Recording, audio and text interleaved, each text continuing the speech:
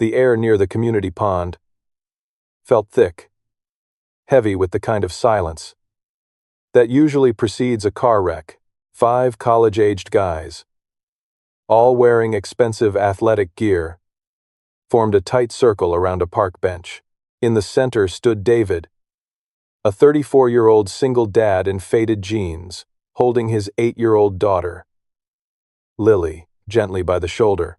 Trent Sterling, the ringleader with a trust fund sneer, held Lily's canvas backpack. It wasn't just a bag. It held her carefully labeled seed packets and the ecology project they had spent 3 weeks building. Trent looked at the little girl, smirked, and casually flipped the bag over the railing.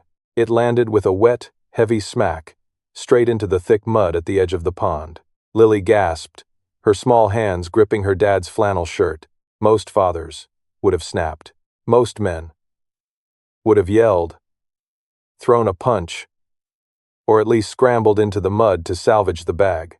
The 5 guys shifted their weight, phones already half raised in their pockets, practically begging David to swing first. But David didn't move. He didn't raise his voice. Instead, the corners of his mouth curled into a calm, almost chilling smile. His eyes locked onto Trent, with the relaxed focus of a man who had already mapped out exactly how this was going to end. If you believe true strength hides behind silence, subscribe to the channel and stay with us to the very end of this story, because you're about to see what happens when arrogance crosses the wrong man. To understand why David was smiling, you have to understand who he actually was. If you walked past David on a Tuesday morning, you'd see a guy kneeling in the dirt of the community garden, showing a little girl how to prune tomato vines. He drove an older sedan. He wore plain clothes.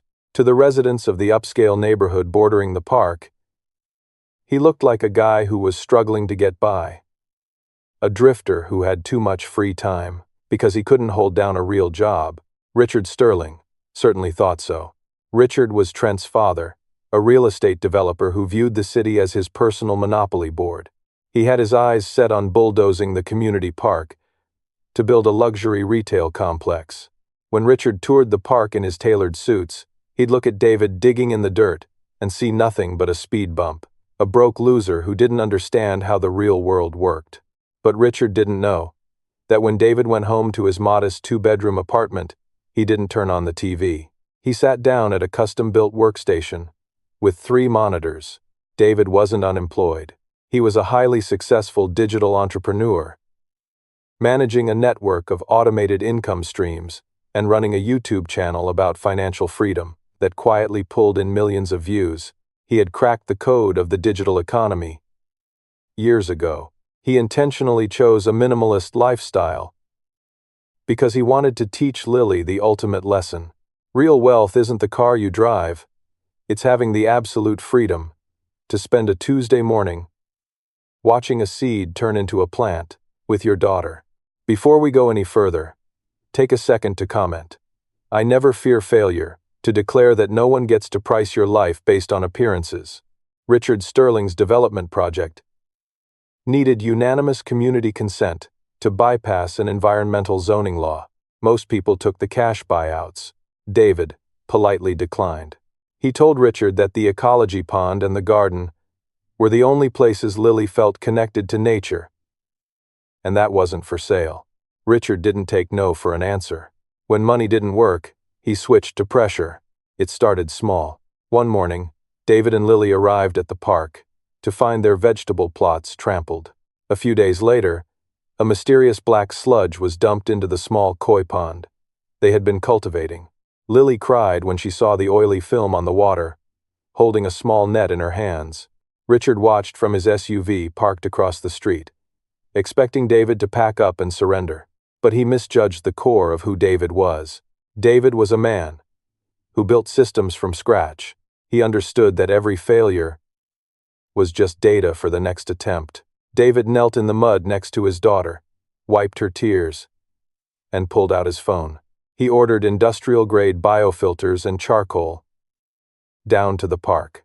For the next 2 days, right in front of Richard's parked SUV. David and Lily didn't just clean the pond. They built a highly advanced aquaponic filtration system. He turned the sabotage into a live science lesson for his daughter, laughing and high-fiving her. When the water ran crystal clear again, the stronger the storm, the deeper the roots. Comment: I never fear failure. If you are ready to face any storm life throws at you. Richard realized he couldn't break David's spirit, so he decided to break his reputation. He needed David gone, legally. He knew David was a single dad, which meant his biggest vulnerability was his custody rights. If Richard could get David on camera acting violently, acting unstable, he could trigger a child services investigation. A man fighting to keep his daughter wouldn't have the time or energy to fight for a community garden. That's exactly why Trent and his 4 friends were sent to the duck pond that Thursday afternoon. They tracked David to the most isolated corner of the park. They knew there were no security cameras on the old oak trees. They boxed him in. Trent threw the backpack into the mud, waiting for the snap, waiting for the angry father to throw the first punch, so his friends could hit record and ruin David's life forever. What they didn't know was that the guy in the faded jeans, standing calmly in front of them, used to fight competitively before he discovered the internet. And worse for them, he knew a lot more about cameras than they did. Hit me, Trent sneered, taking a step closer. His chest puffed out, like a cheap imitation of a tough guy. He looked around at his buddies, soaking in their laughter. Come on, dirt kicker, show your kid what a real man looks like. David didn't raise his hands into a fighting stance. He didn't tense his shoulders or grind his teeth. He just took 1/2 step forward, sliding smoothly between Trent and Lily. His posture was completely relaxed, almost lazy. When Trent threw the first punch, a wild, looping right hook aimed straight at David's jaw. The world seemed to slow down. David didn't block it. He didn't punch back. He simply stepped inside the arc of the swing, grabbed Trent's wrist with a grip like industrial steel, and used the kid's own aggressive forward momentum to guide him face first into the soft grass. It wasn't a fight. It was a physics lesson. Trent hit the ground so hard, the air left his lungs in a sharp hiss. His 4 friends froze for a split second, their smug smiles vanishing, before 2 of them rushed forward. At the same time, David pivoted on his heel. He caught the first guy by the collar of his expensive jacket, redirected his weight, and sent him tripping over Trent's legs.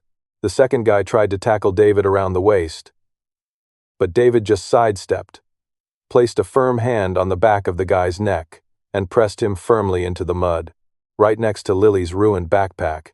It took exactly 38 seconds. I know, because that's how long the unedited video lasted. In under a minute, without throwing a single closed-fist strike, David had completely dismantled 5 arrogant college athletes. He didn't hurt them. He just redirected their angry energy, until all 5 of them were sitting in the dirt, confused, gasping for air, and utterly humiliated. David didn't even look at them.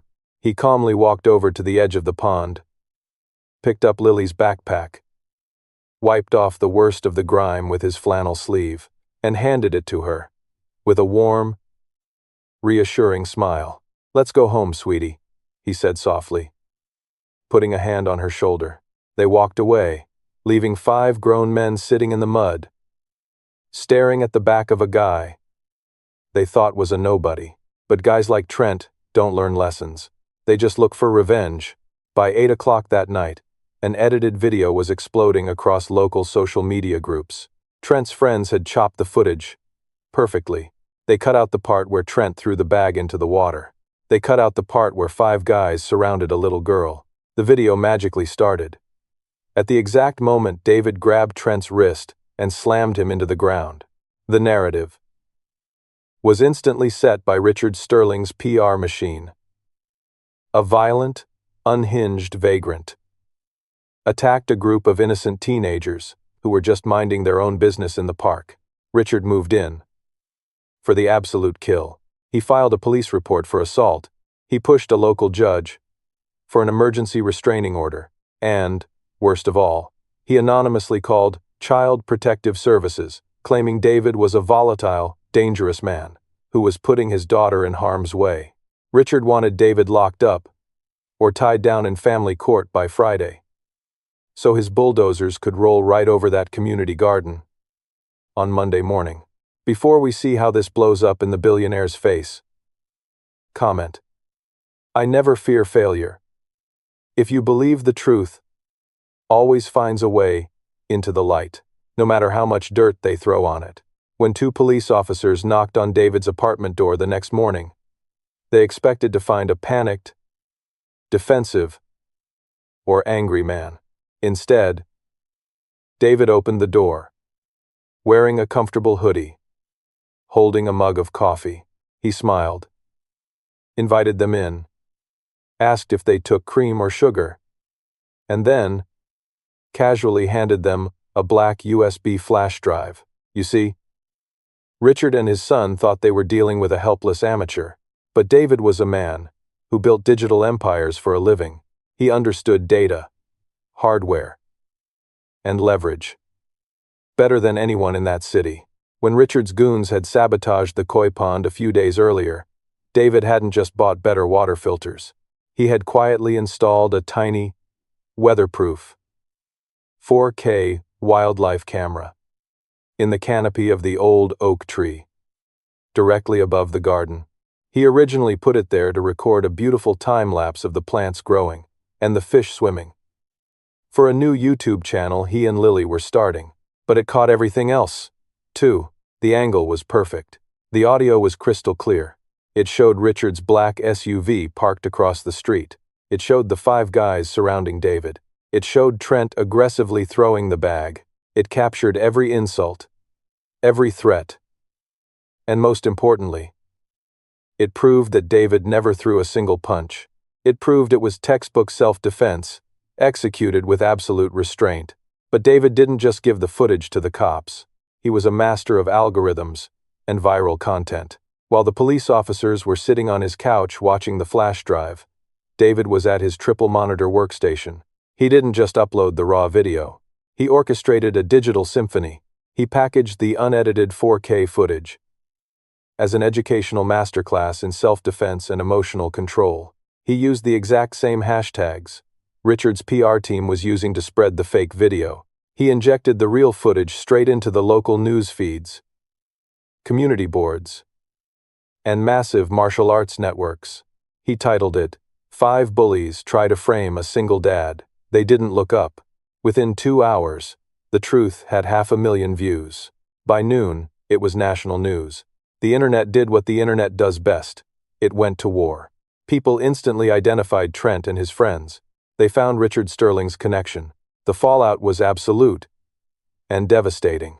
The local police, furious at being used as pawns by a corrupt developer to frame an innocent father, immediately dropped all charges against David. Instead, they drove to the country club and arrested Trent and his 4 friends on charges of assault, harassment, evidence tampering, and filing a false police report. But David wasn't done. A man who knows how to dig through digital data rarely is. While the internet was busy roasting Trent, David had spent his evening combing through the city's public zoning records. Using his tech background, he traced the shell companies Richard was using to bypass the environmental regulations for the park project. He found the forged soil reports and the illegal kickbacks. David packaged all those public documents into a neat, undeniable PDF and emailed it to every investigative journalist and city council member in the state. By Monday morning, there were no bulldozers at the park. Instead, there were federal investigators walking into Richard Sterling's corporate office with empty cardboard boxes. His company's stock plummeted. His investors pulled out in a panic, and the luxury retail project was permanently, legally dead. 2 weeks later, The community park was quiet again. The late afternoon sun was hitting the water, turning the surface into a sheet of deep gold. David was sitting on his usual wooden bench, drinking black coffee. The water in the pond was perfectly clear, and the tomato plants were thriving. Lily walked over, holding her brand new canvas backpack, and sat right next to him. She leaned her head against his arm, watching a bright orange koi fish break the surface of the water. She was quiet for a long time, before she looked up at him.